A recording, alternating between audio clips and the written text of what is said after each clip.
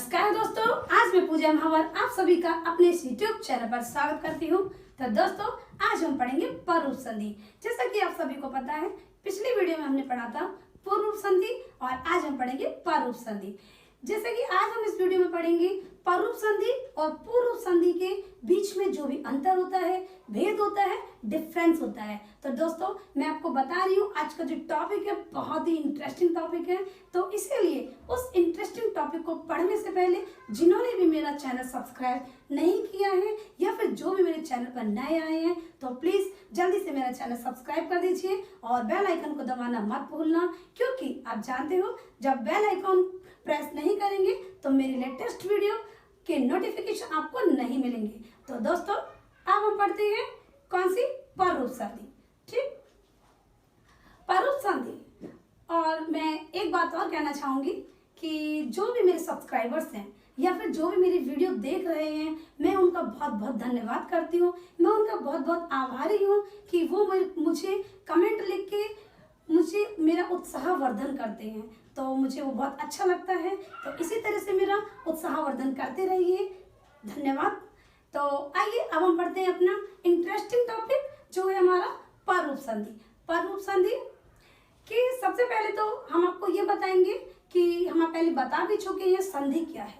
संधि एक दो वर्णों का मेल होता है, जो कि दो वर्णों का मेल, दो वर्ण या दो ध्वनियों का जो मेल होता है और उससे होने वाला जो भी परिवर्तन होता है या फिर उसमें जो विकार उत्पन्न होता है, जो रिजल्ट आता है, वही हमारी संधि होती है। ठीक, तो अब हम पढ़ेंगे पररूप संधि।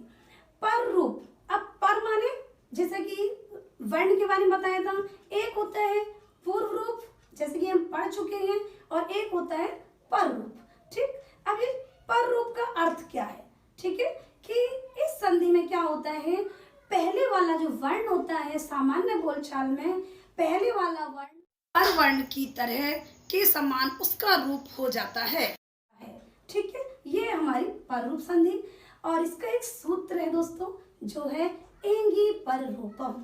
ठीक, जो कि आप जानते हो, ये सूत्र पाणिनि जी, जो कि महर्षि पाणिनि जी, आप सभी जानते हो, मैं उनके बारे में आपको बता भी चुकी हूँ। महर्षि पाणिनि जी, जो उनकी जो पुस्तक है वो उसका नाम क्या है, अष्टाध्यायी, उसमें ये सूत्र है एंगी पररूपम। एंगी, मैं इसका डिफाइन करूंगी सूत्र को। एंगी क्या होता है? एंग, एंग से ही एंगी बना है। एंग एक प्रत्याहार है। ठीक है, अब एंग प्रत्याहार में ए ओ ये दो वर्ण आते हैं। अब है आगे पररूपम, अर्थात पाणिनि जी की अष्टाध्यायी के अनुसार या पाणिनि जी के सूत्र के अनुसार एंगी या एंग में जो एंग प्रत्याहार में ए ओ ये दो वर्ण पर रूप जो होता है वहां पर आते हैं। ठीक है, और पहले वाले वर्ण का रूप पर वर्ण के समान रूप हो जाता है। यही हमारा सूत्र है। अब हम इसकी परिभाषा देखते हैं। अवर्णांता दुप्सर्गादा एकारादौ धातौ परे एकारः और ओकारादौ धातौ परे ओकारः पूर्व पर्यो स्थाने एकादेशो भवति। तो दोस्तों, वृद्धिरिव अयम अपवादः। ठीक, ये जो पररूप संधि है ये वृद्धि संधि का अपवाद भी है। ठीक, अब देखिए, ये मैंने आपको परिभाषा बताई है। अब इसमें एक छोटी सी मैं टेबल आपको बताती हूँ। अ धन ए इक्वल्स टू ए, दूसरा है अ धन ओ इक्वल्स टू ओ। ठीक, अब देखिए, इस टेबल को ध्यान से समझेंगे। इस परिभाषा का पूरा विवरण हमारी इस टेबल में आपको मिलेगा। देखिए, ये जो आ है, आ वर्ण क्या है? जब हम पररूप संधि पढ़ते हैं तो आ ये एक पूर्व वर्ण है, अर्थात पररूप संधि जब हम पढ़ते हैं तो उसका पूर्व वर्ण अवर्णात उपसर्ग होना चाहिए। ठीक है, अवर्णात उपसर्ग होना चाहिए, ये हमारी पररूप संधि की पहली शर्त है। ठीक है, चाहिए पूर्व वर्ण, पूर्व जो पहला वर्ण है उपसर्ग होना चाहिए और अवर्णांत भी होना चाहिए। अब अवर्णांत क्या होता है? अवर्णांत होता है आवर्ण से जिसका अंत होता है, ह्रस्व आ से जो अंत में जिसके आता है वही हमारा अवर्णांत वर्ण होता है। ठीक, तो अब देखिए अब हमारा क्या है, ये आ अवर्णांत होना चाहिए, उपसर्ग होना चाहिए, ये पहली शर्त है पररूप संधि की। पूर्व वर्ण है जो, अब है हमारा परवर्ण। परवर्ण जो होना चाहिए कैसा होना चाहिए? ए ओ से प्रारंभ होने वाले धातु रूप का ए और ओ होना चाहिए। ठीक है, जो परवर्ण कैसा होना चाहिए? ए या ओ होना चाहिए, लेकिन किसका? धातु रूप का। ये बहुत विशेष ध्यान देने योग्य बात है। ठीक है, अब देखिए अब जब ऐसी कंडीशन बनती है जब पूर्व वर्ण अवर्णांत उपसर्ग हो और जो पर वर्ण है ए ओ से शुरू होता है, ठीक है, और धातु रूप का भी है वो ए और ओ, जब ऐसी कंडीशन होती है तो जो संधि युक्त वर्ण प्राप्त होता है हमें, तो क्या होता है, जो पूर्व वर्ण है वो पर रूप के समान हो जाता है। अर्थात ये जो आप आ देख रहे हैं, आ ए में जाके समा जाएगा, आ ए जैसा हो जाएगा, ए के समान हो जाएगा। अर्थात आ एक पूर्व वर्ण है, ए एक पर वर्ण है। आ पर वर्ण की तरह हो जाएगा। अगर ए है तो एकार हो जाएगा ह्रस्व आ, और अगर ओ है तो वो ओ में जाके समा जाएगा। ठीक है, यही है परिभाषा का अर्थ जो कि टेबल से हमने समझ लिया है। चलिए अब इस पररूप संधि को अच्छी तरह से समझने के लिए अब हम एक छोटा सा उदाहरण ले लेते हैं। सबसे पहले उदाहरण है हमारा प्र धन ए जेते। ठीक, ये हमारा उदाहरण है। अब हम देखते हैं अपनी टेबल में से, अपने सूत्र में से और अपनी परिभाषा को ध्यान में रखते हुए प्रा क्या है। सबसे पहले हम इसको वर्ण विच्छेद कर लेते हैं, जैसे कि हम संधि करते हैं जब प्रा हलंत धन आ। अब हलंत क्यों लगाए पता है? क्योंकि आ जो है अवर्णांत जो आ है हमने उसको बाहर निकाल लिया, आ स्वर को बाहर निकाल लिया हमने। ठीक है, आ धन ए धन जते। ठीक, अब देखिए अब ये कंडीशन क्या बन रही है, प्रा। ठीक है, प्रा क्या है?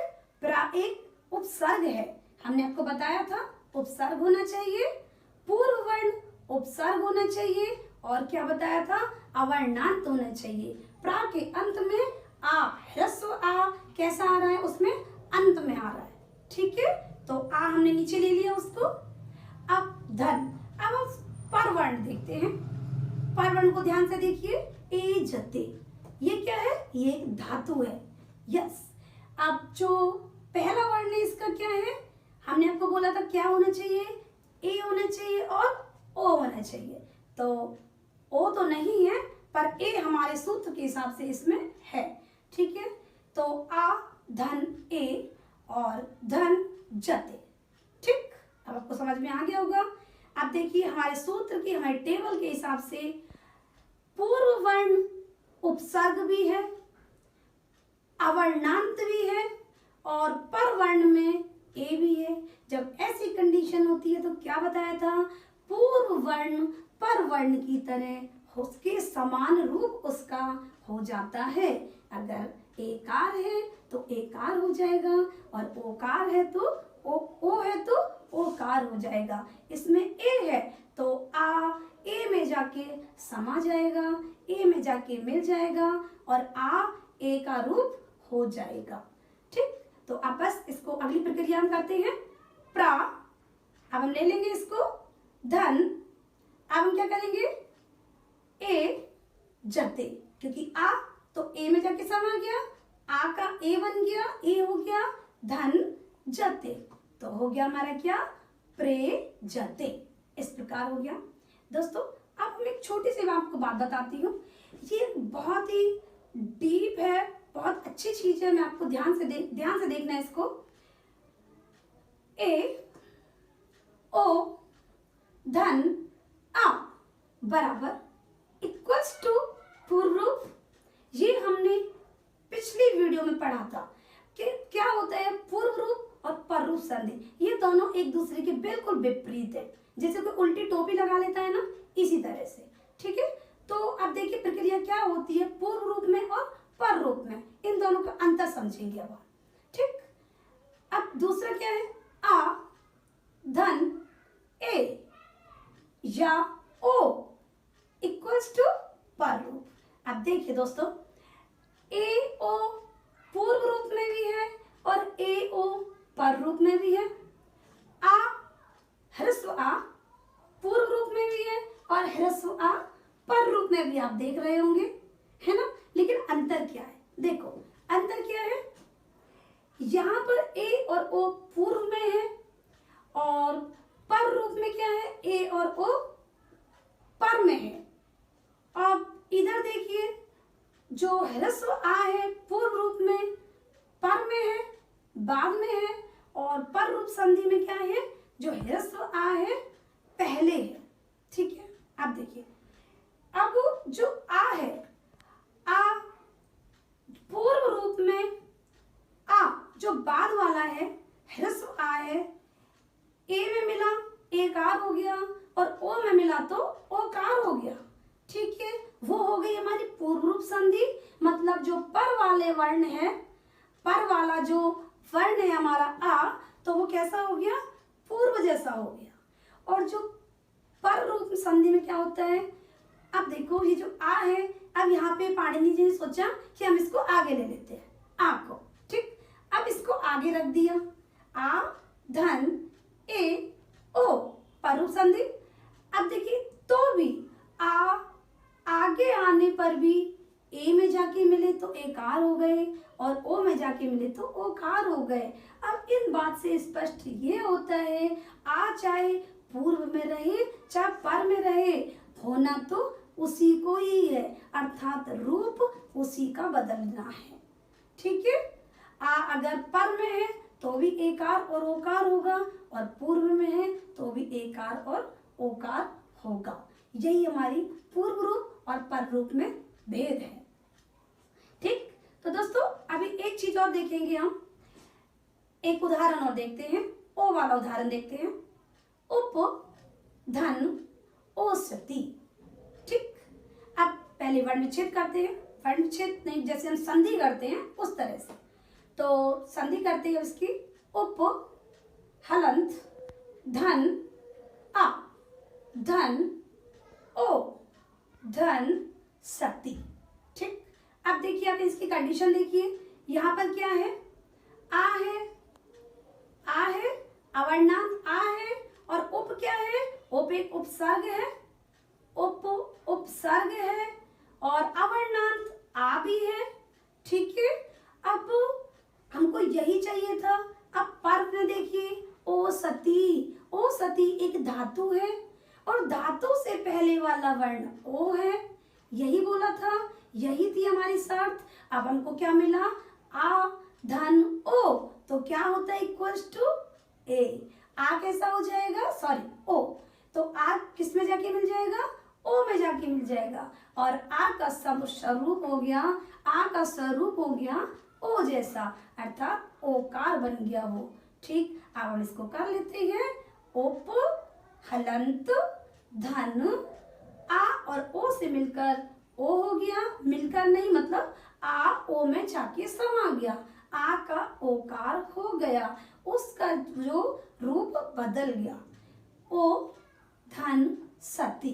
तो बस उप सती, ये हमारा पूरा हो गया। तो बस अभी हमारी प्रारूप संधि हो चुकी है। अब एक छोटी सी बात और देख लेना, ये मैं टेबल बना रही हूँ छोटी सी, ये याद रखने वाली है, पूर्व वर्ण और पर वर्ण। ठीक, जब हम प्रारूप संधि करते हैं तो पूर्व वर्ण में क्या होना चाहिए, पूर्व वर्ण क्या होना चाहिए, अवर्णांत होना चाहिए, उपसर्ग होना चाहिए, ये याद रखेंगे। ठीक है, पर रूप संधि जब हम करेंगे अवर्णांत होना चाहिए। अवर्णांत आपको बता चुके हैं, जो आ वर्ण से अंत होता है, जिसका जैसे ह्रस्व आ इन जिसके अंत में आता है वही अवर्णांत होता है। और उपसर्ग होना चाहिए। अब परवर्ण कैसा होना चाहिए? परवर्ण ऐसा होना चाहिए ए ओ से प्रारंभ होने वाले धातु रूप, ठीक है। और फिर क्या होता है? संधि युक्त वर्ण, ये हमारा तीसरा कॉलम है। संधि युक्त वर्ण कैसा? क्या? जब ऐसी कंडीशन होती है पूर्व वर्ण और पर वर्ण की, जब ऐसी कंडीशन होती है तो पर रूप ए और ओ के समान हो जाता है, ठीक है। तो ये हमारी पर रूप संधि। तो हमारा टॉपिक हो चुका है। तो दोस्तों, मुझे आशा है आप सभी को मेरी वीडियो जरूर पसंद आई होगी और कंटेंट तो समझ में आ ही गया होगा। तो दोस्तों, आप बस इस वीडियो को ज़्यादा से ज़्यादा लाइक करें, शेयर करें और सब्सक्राइब करना ना भूलें। और एक बात याद रखना, बेल आइकन को प्रेस जरूर करना, क्योंकि बेल आइकन को जब आप प्रेस नहीं करोगे तो मेरे लेटेस्ट वीडियो के जो नोटिफिकेशन है आपको नहीं मिलेंगे। तो दोस्त, अब हम मिलते हैं प्रकृति भाव संधि के साथ में। जब तक के लिए पढ़ते रहिए, सीखते रहिए और पूजा महावर चैनल पर बने रहिए। नमस्कार।